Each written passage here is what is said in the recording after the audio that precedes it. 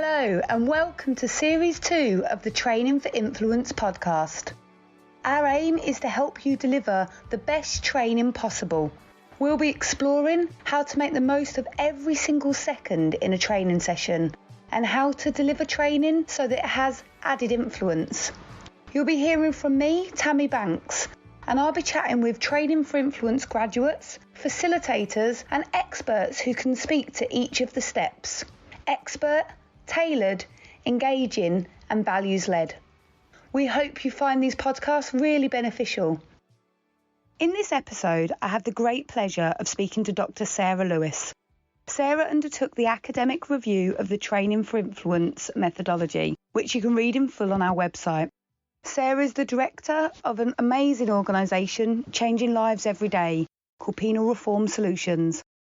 I only met Sarah last year, but we instantly connected because of a shared vision to create long-term, sustainable and transformative change. That's why, whilst nervous at first, I asked her if she would assess our methodology from a theoretical perspective.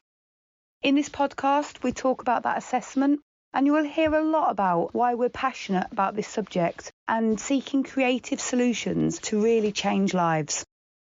Thank you very much for joining me today, Sarah. It's fantastic to have you here. Really happy that we've got past all the tech difficulties and actually we might be able to record now. So that would be brilliant, wouldn't it? Yes, absolutely. Bring it on. Bring it on. So, Sarah, do you mind just telling our listeners a little bit about yourself and I guess what you do and how you heard of Training for Influence? I guess a little bit about who I am. I'm a bit of a hybrid really in terms of the different roles I play. So I was trained as a criminologist. So I was previously been an academic and kind of identified myself very much as a prison reformer. But I guess as we've moved forward with that and developed that, I've very much kind of become more of an ambassador for growth. So I really value the ideas we have around growth and human potential and human development. So I work within an organisation, so I'm the director of Penal Reform Solutions and also the founder of the Growth Alliance, which of course you are a member of, which is brilliant. And I guess our work is all about just working with people to support the growth of others. So whether that's individuals or whether that's organisations, but we are dedicated to creating a growth culture, I guess, across organisations and communities. So that's the kind of stuff I do. And in terms of how I found out about Training for Influence, so I met you, it must be about a year ago, I think, in a bit of a hectic meeting, but it was absolutely joyful. And I guess from that moment on, we kind of connected and we kind of shared our visions in terms of, I guess, creating products that basically do influence, that make a difference. And from that, I was privileged to be asked to write an academic paper that just really kind of explored what the academic literature says about those really kind of key threads that you have within Training for Influence. So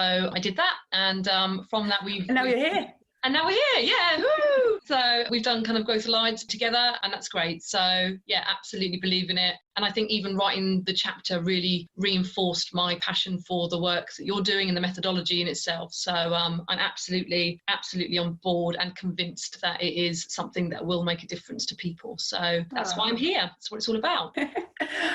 Thank you, Sarah. It's so, well, you'll know that it's so nice for me and reaffirming to hear you say that. And I guess going back to a couple of different things that you've said, first of all, just about the penal reform, just to let listeners know that we're going to put all of the details about your wonderful organisation and what you do and the change that you help people make within our show notes. So if anybody wants to follow up and find out a little bit more about the penal reform, then all the details will be there. The other thing I want to say about the Growth Alliance is we're actually doing a Growth Alliance podcast straight after this as well. So if you're listening to this one and you've not heard of Growth Alliance, then you need to be downloading and subscribing to that straight afterwards because, it's going to be me and you talking on that, but to a slightly different subject. And then for me, that meeting that we had that you described as kind of a slightly busy, crazy meeting in central London, with actually a meeting with lots of very positive people, all on a programme of growth, really, wasn't it? And lots of different organisations that are just doing some really good work.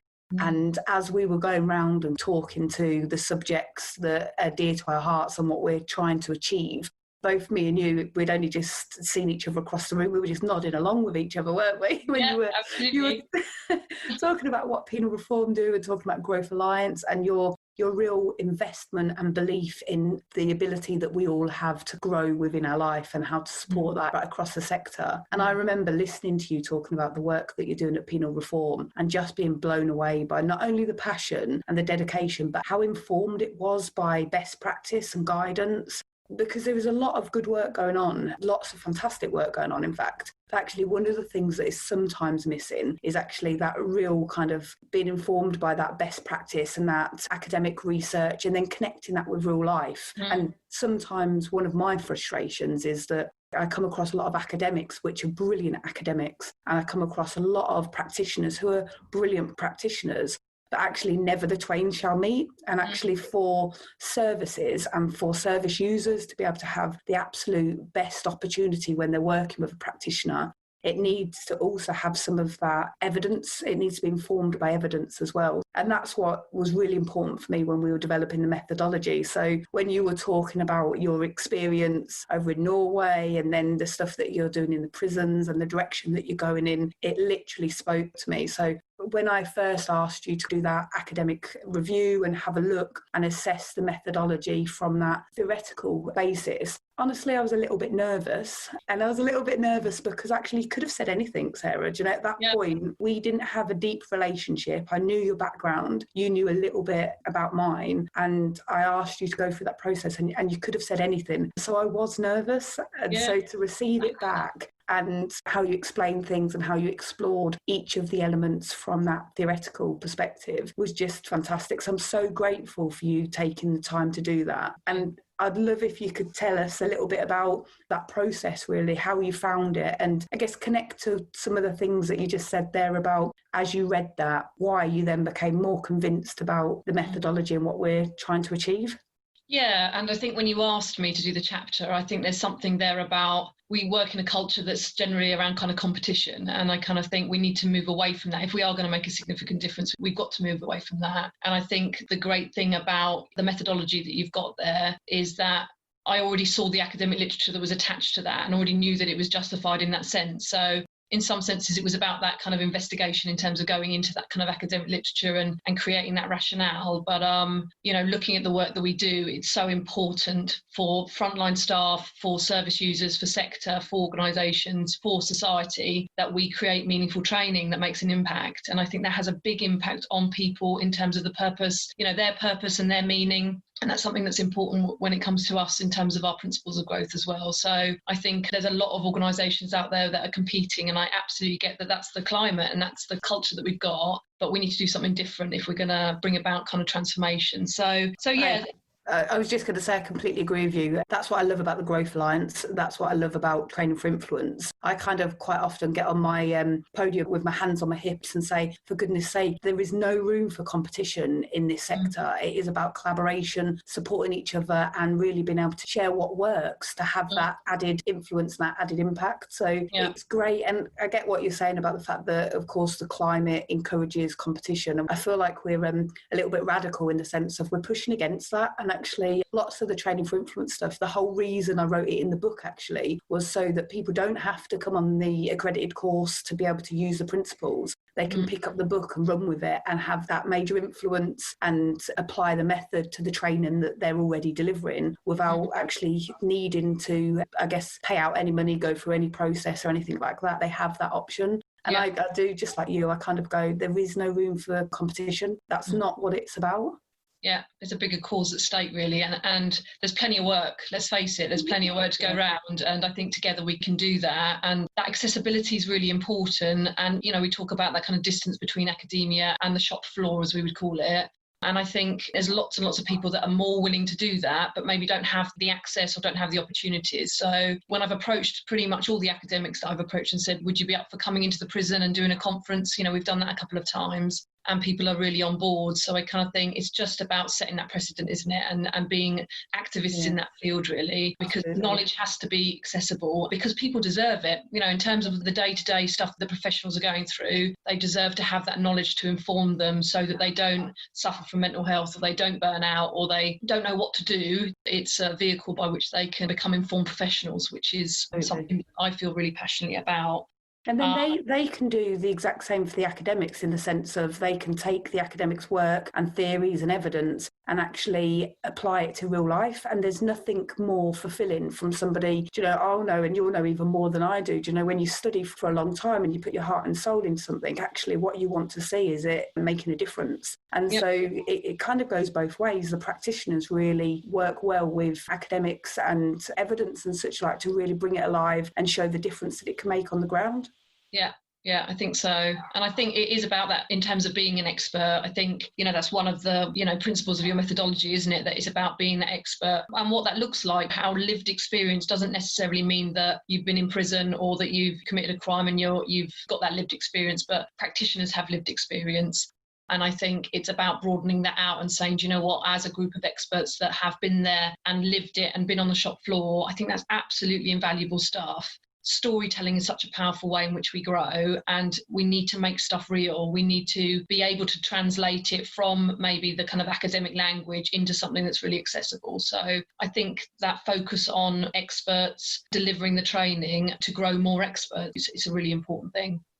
Yeah, no, I completely agree. And you'll know, because you've heard me rant on about the fact that the methodology really has been developed, I guess, in my mind, I kind of call it, and in the book, I call it a creative solution. So like you, I've worked in the sector for years and truly loved every role that I've had, actually. But also my frustration has increased year upon year about the difference we could make if there was more opportunity, if there was more money, if there was more flexibility. So many different perspectives.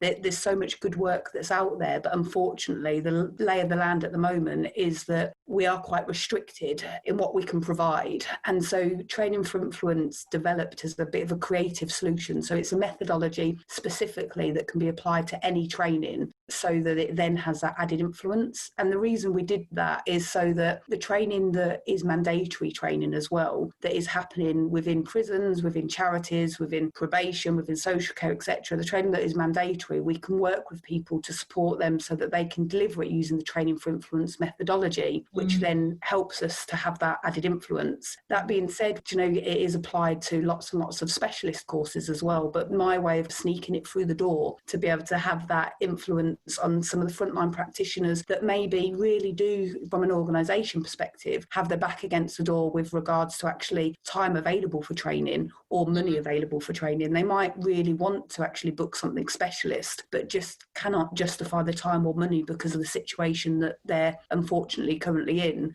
Yeah. So actually let's overlay this methodology so that the mandatory training that they're having still gives that added influence from the perspective, particularly from that real values-led perspective. Yeah. When we developed the methodology, you'll know, because I've told you previously, that we did the analysis from the TAE training courses and the impact that it was having there. And then we pulled out the 4 different elements, and that is expert. So in 2 different ways, that real key operational expert, and then also having those expert facilitation skills. And then we had tailored, so very much about being tailored to the organisation, to the sector, to the legislation, but also to the delegates in the room, the concerns that they have, and the service users in particular that they're going to be working with, and the complexities that they might be experiencing at that moment. And then we've got the engaging, so all of the learning styles. You would have probably loved all of the connected theories in the book explaining why we do what we do. And then we talk very much about that golden thread, don't we? So we talk about the golden thread that connects it all together, which is about delivering training from a values-led perspective, but from a multifaceted values-led perspective. So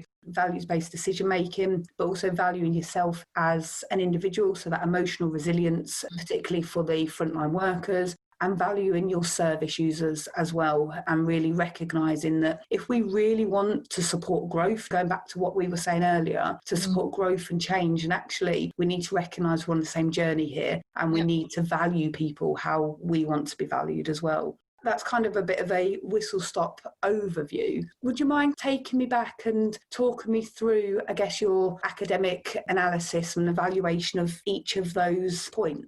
Yeah.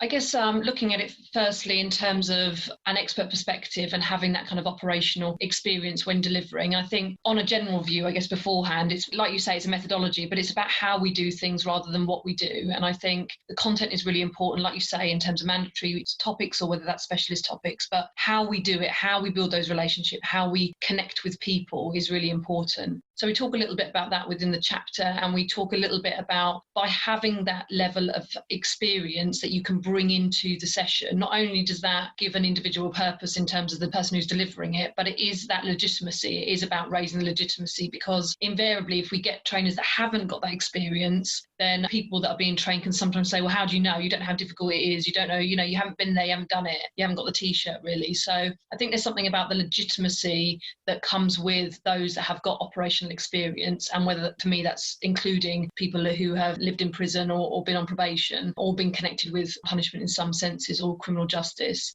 I think then looking at that kind of tailored approach, I think for me there's something about understanding the needs of individuals and seeing people in terms of what those needs are and being responsive to it. And we know that the more you tailor something to an individual, then the more meaningful that ultimately it is. So I think there's something there about recognising what's the needs in the room and how we can design that in through that process, how we can design that in terms of making something really powerful.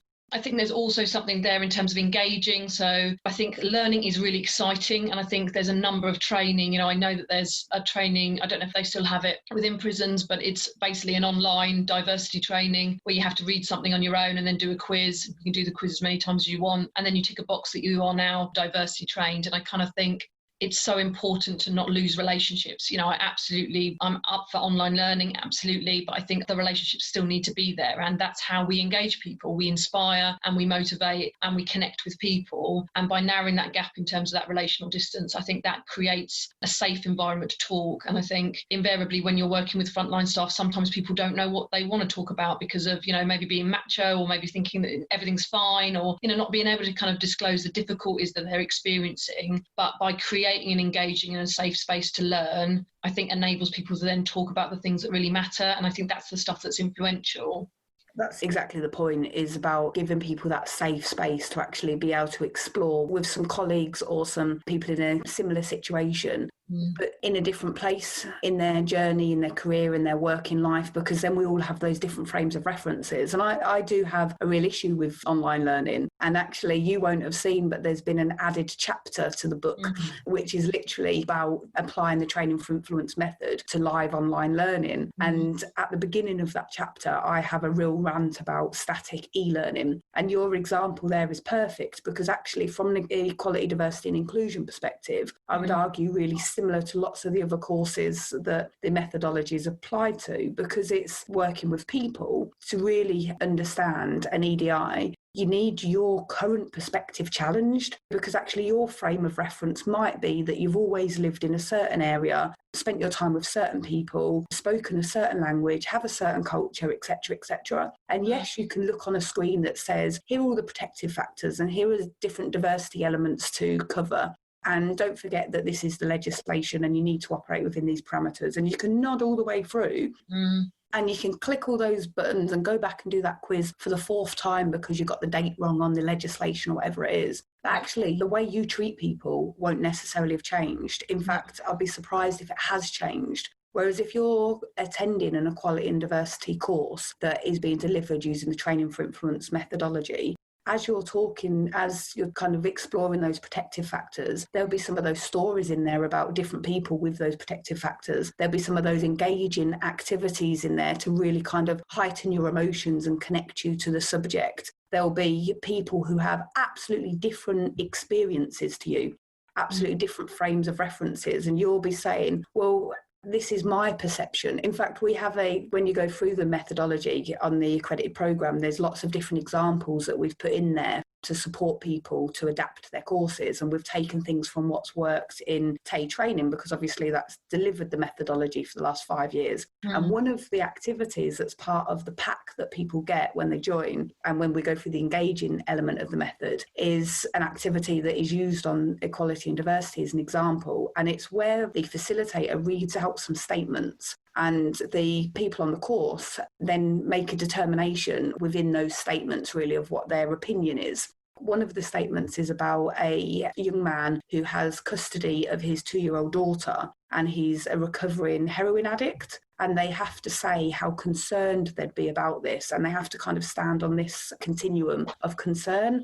And what that does, as I'm sure you can imagine, obviously it ticks our engaging perspective. and the statements change depending on the organisation. So it ticks the tailored part. But actually, the really important part is the values-led, because what that does for equality and diversity is start that whole conversation about the fact that we all have different opinions on this. So why do we have different opinions on this? And what opinion is right? Are any of the opinions right? And, you know, and so it's exactly what we're saying about that frame of reference. That can't be explored in an e-learning module. And if that member of staff, if the only training that they're getting is that e-learning EDI module, then actually are they really increasing their understanding about equality and diversity and inclusion? Do you know, that's my argument. And I apologise for kind of interjecting there, but when you gave that example, I was like, oh, people still do this. Why? Because the difference is it'll cost them £30 to do an equality and diversity e-learning, but actually they'll take nothing away from it.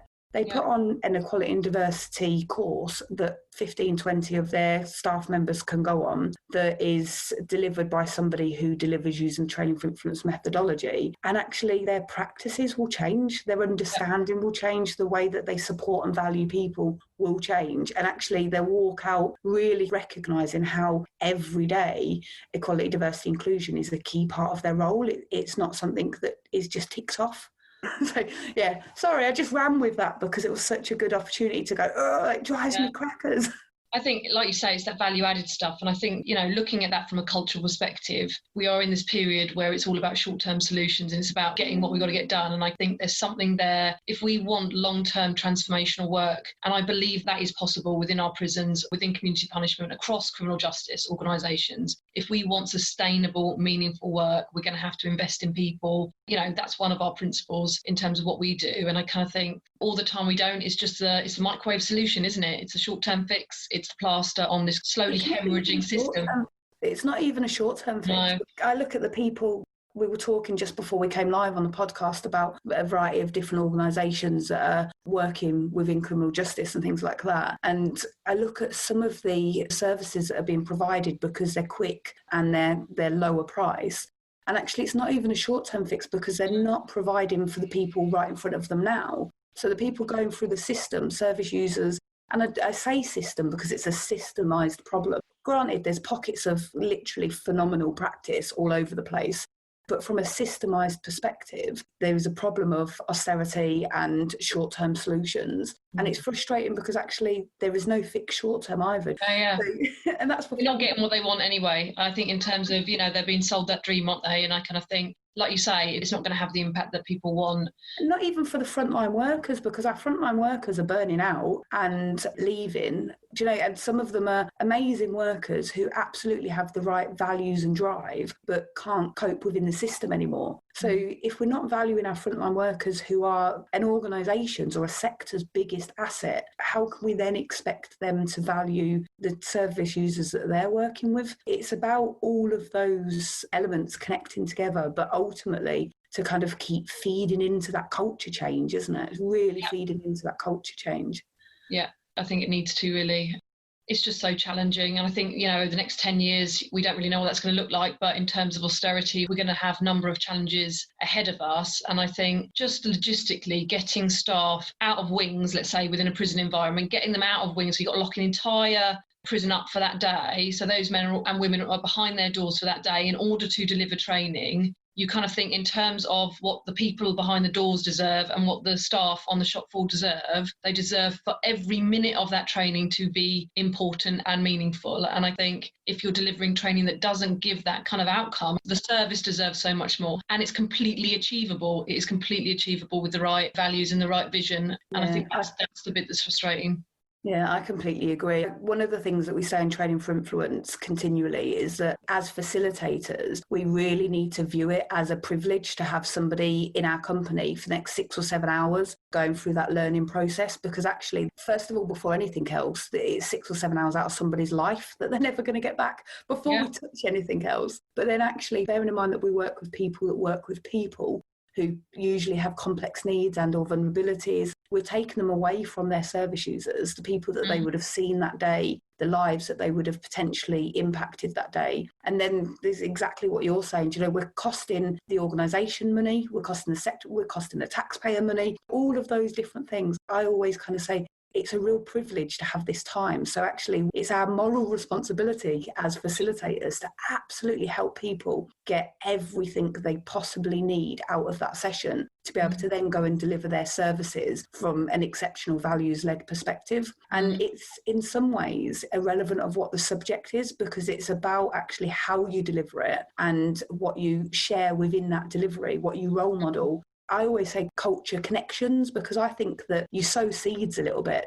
With some organisations that use the training for influence methodology, they deliver like induction courses. So there's standard courses, but it means that they see the same people 4 or 5 times over the course of a year. And if every time that they're seeing them, they're going from that values-led perspective, they're meeting their needs, they're building their emotional resilience and supporting them to really see what's the most effective and positive way to work with people, they're getting those little droplets in, which means even in their day job, when there will be frustrations and complexities and potentially they could be cross about some of the austerity measures and all of those type of things, by still having that touch point 5 or 6 times a year to help them build that emotional resilience, connect them back to their values and their why, and just deliver from that perspective and put them with some of their colleagues and help them learn from some of the people who've been around the circle a few times, and also take some of that really fantastic excitement and exuberance from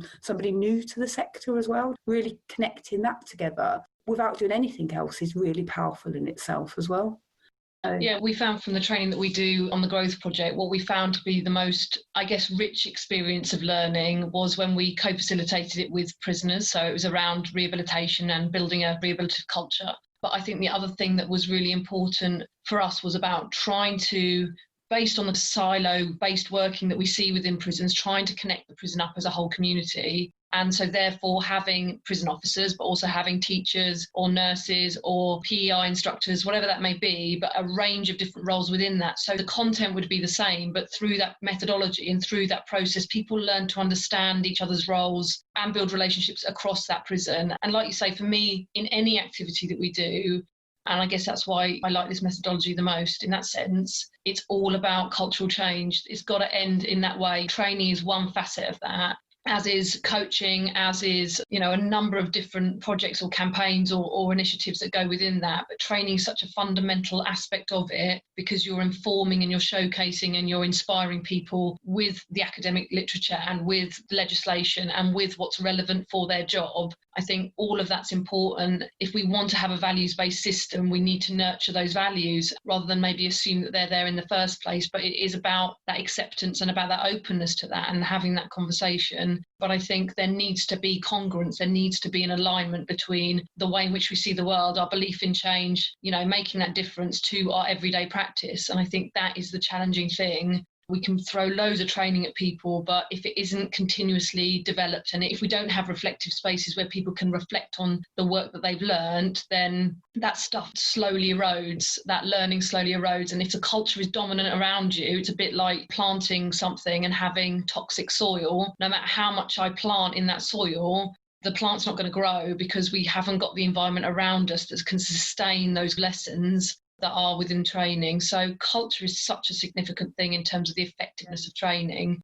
Everything you're saying there, I'm like nodding along to it, because you're saying everything that I feel. And the exact reason why I ended up developing this methodology was because it is about that continual message and to always going from that same position. I'd love to think that we could get the sector to really invest in long-term growth training, specifically recognising how that will change the culture. And I don't think I will ever stop banging that drum, because it is so important. But the methodology was derived specifically to be a creative solution because of how much, when you're banging that drum, the door is shut in your face. And sometimes it's about eking that door open, finding a way to get through and to start sowing those seeds of growth.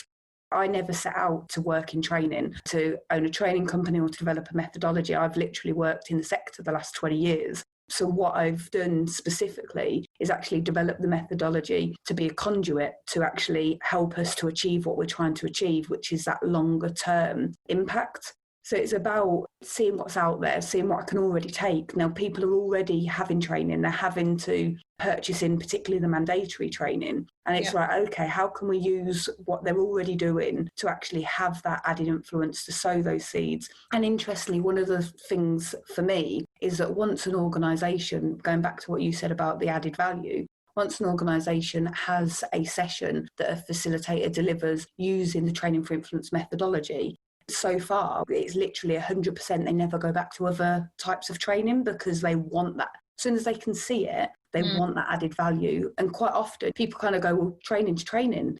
And I kind of go, oh, do you know, you can make such a difference depending on how you present that training, how you deliver that training, how you engage and inspire people, who you bring to the table, the discussions you have.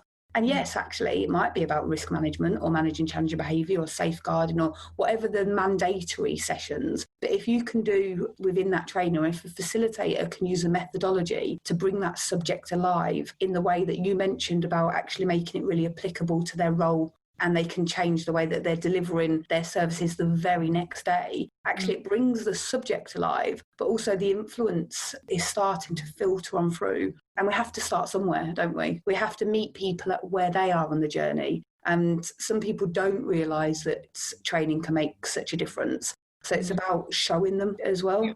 Yeah. I think that's really important. I think sometimes we spend all our time trying to convince people how to do something. And I worked with an incredible psychologist when I worked at the Council of Europe, and she always said, you know, sometimes it's just about, do you know what, just give it a go. Let's just give it a go. Let's, you know, I'm not going to try and convince you. Let's just give it a go and see what you think. And that's been our approach when cultures are very fixed mindset in terms of this is never going to change, nothing's ever going to work. Part of me just says, let's just give something a go. Then let's research the impact of that. And, you know, we'll see what happens. And that's not about getting to the end of it and saying, see, I showed you, it did make a difference. It's not like that at all. It's just about saying, do you know what, there is hope in this. Things can change. We can make a difference. And by people feeling it and engaging their senses in that, if they feel heard, if they feel seen, if they have that heart and that passion that starts igniting, because it has been battered out of them over periods of a lack of training or a lack of support, then like you say, that's where we start. You know, we start at a place where we're at and just keep moving forward. And I think it's the incremental gain, it's the little things as well as the big things, but there is no option to not try in my book. You know, I will never give up. It is so important and people are so important. So yeah, exactly my sentiments. It is about people.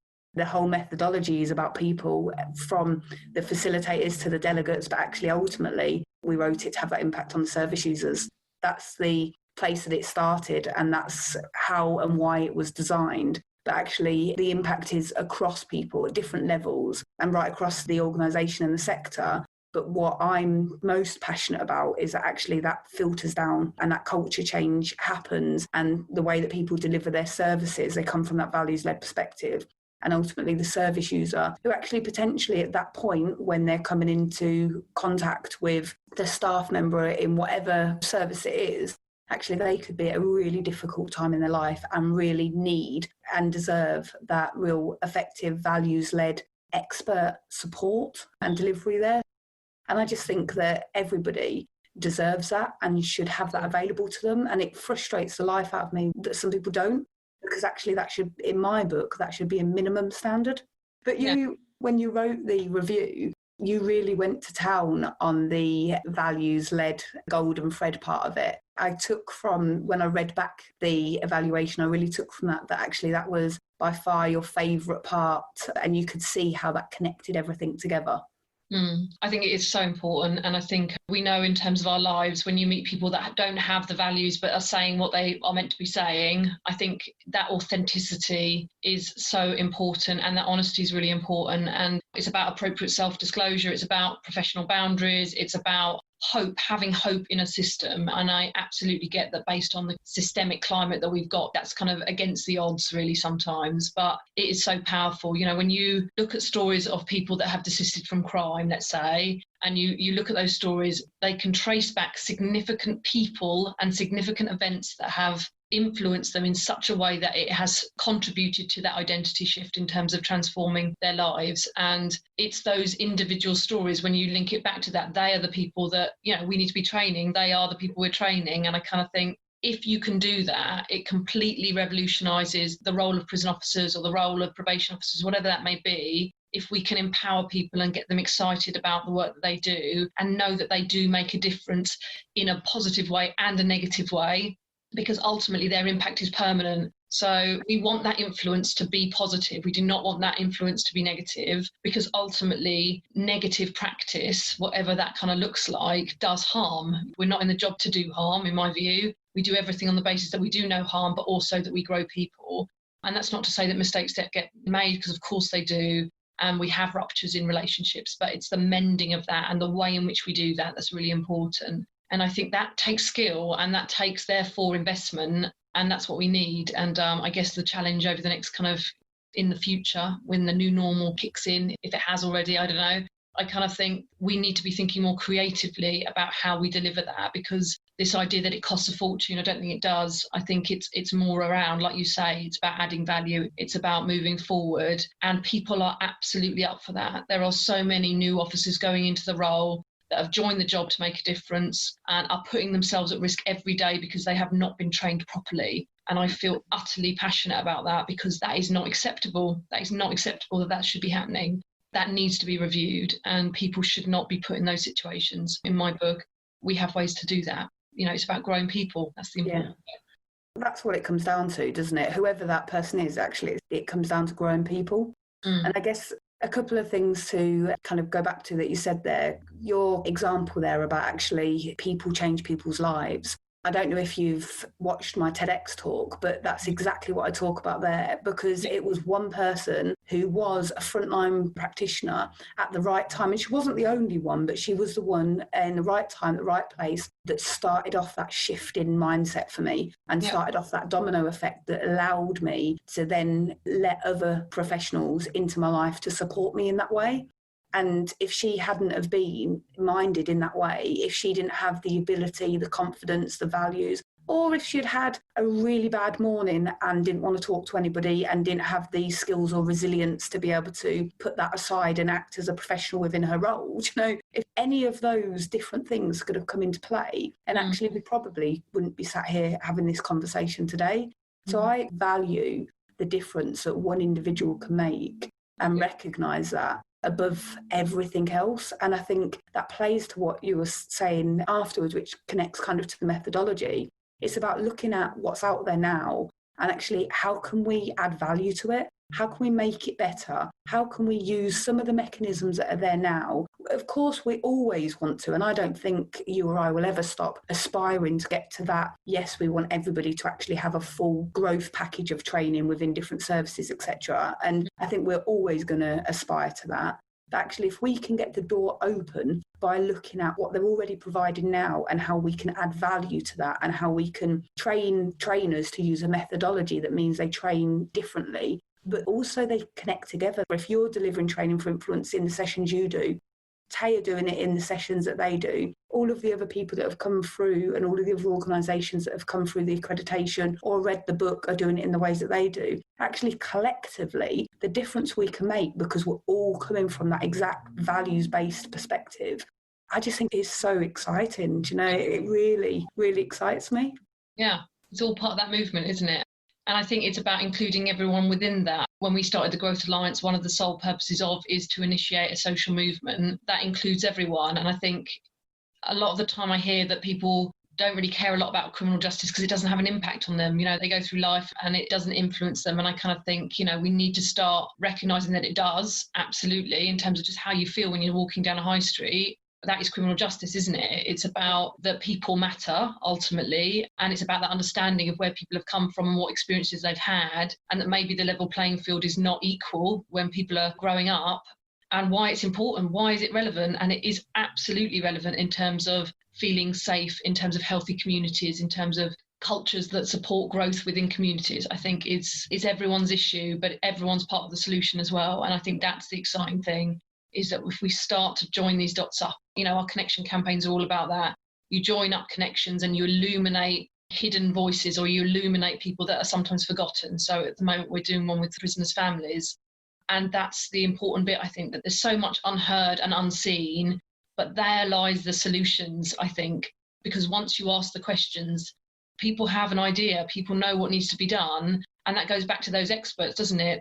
When you look at prison reform, the people that know how to reform that prison are the experts within their wings, or the experts in their departments, or the people that speak to within homeless shelters or charities or whatever. They are the people that know how to move things forward. And with support and through a methodology that is values-based and tailored to them, then they can be empowered to do so. And I think it's about equipping people, isn't it? It's about giving people the fishing rod. That's what it's all about. Yeah, absolutely.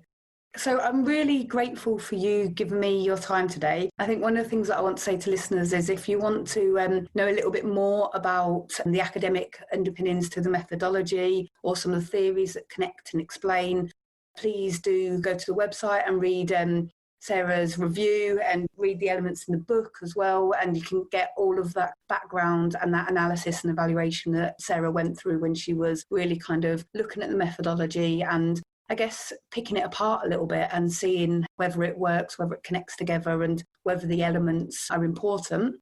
And then, Sarah, it'd be really good from my perspective if you wouldn't mind giving me your thoughts with regards to the impact the methodology and people using training for influence could potentially make to, I guess, an individual and then individuals connected together as well. Yeah. I think maybe there are themes that go across all, you know, when we think about kind of micro service user all the way through to kind of macro cultures in the sector at large. But I think at the moment, in terms of my work that I've done, hope is such a significant factor because hope energizes people and it motivates people. And I kind of think for me, this methodology and the way in which it engages people and inspires people and really gets to the root of things in a really individualized way, that enables people to feel seen, whether that's a service user, a frontline practitioner, or organisations kind of more broadly. But I think it initiates hope. And I think that's what needs to happen. I think when you look across criminal justice, whether, you know, I spoke to social workers last week, prison officers, probation officers over the last couple of weeks, people are tired. They're really tired. The jobs are relentless. Some people have lost that hope. And I think, you know, I'd love to see this methodology be that injection of hope into the sector at large. And I guess that's down to the appetite of the people at the top, isn't it, in terms of whether they want to commission that. But I would absolutely recommend that on the basis that I think hope is really, really important right now, particularly as we recover from COVID and we start mending and healing as a collective and making sense of what's gone on. And I think it is about connecting people up, giving people what they ultimately do deserve, which are, in my mind, those kind of principles of growth. So having meaning, having purpose, getting up in the morning and feeling that they're making a difference, recognising the successes that they're making and being recognised for those so we can create a secure community.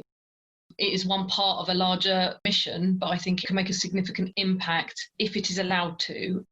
That's where we probably need to do the work in terms of highlighting to those people that can be really influential and have got the power to open doors. We would absolutely jump through it, but I think it's about them recognising what do they want. If they want the short term, not even a solution, as we've concluded, you know, if they want to continue to get a 10% attrition rate in terms of people leaving the sector, and that's with prison, I guess, from my perspective, if they want to keep losing people and spending money on recruitment, and spending money on mental health and people going off stress and all of the stuff that goes with that in terms of impacts that it then has on people's families and friends, then that's a matter for them, isn't it? But, you know, I kind of think with a little bit more imagination and a little bit more bravery, we can do something that is, you know, is straightforward in terms of what we're pitching here. This isn't rocket science. I mean that really respectfully. It is the fundamental stuff. It is humanity in its purest form. And yet we've lost it along the way. So therefore, implementing that is absolutely achievable. It's up to us to create doors that we can go through, but also for people to consider opening them and trying something new. Yeah, and I say exactly the same. You know, I laughed when you said it isn't rocket science. I use that phrase regularly and say it really isn't rocket science at all, particularly when I refer to this methodology. It is about the fact of looking at that added value and looking for those creative solutions. So not even costing the commissioner any more time or any more money because it's overlaid on stuff that they're already having to provide now. So it is specifically from that creative solution. We're not asking anybody to do anything significantly different or out of the ordinary or put their head above the parapet. We're asking them when they book training to book training delivered by a facilitator that delivers using this methodology. Or if they have internal facilitators, internal trainers within the organisation, then putting them through the course so the sessions they then deliver in the future bring that added value. So we'll keep fighting the fight, Sarah. It's been lovely talking to you. Really grateful for you doing the analysis and review, and we'll continue working together and you will continue delivering using the methodology as well. So that's brilliant. Thank you very much. No problem. Thanks so much for listening. We hope you found this podcast both useful and enjoyable. If you'd like to access any of the free resources mentioned, assess your training against the methodology, or find out more about the Train the Trainer programme, please head to our website, trainingforinfluence.co.uk. And to finish, I'd just like to say, I truly believe that facilitating training is both an opportunity and a privilege. So thank you for recognising that effective, values-led training can make a real difference to delegates, to organisations, and ultimately to people accessing frontline services.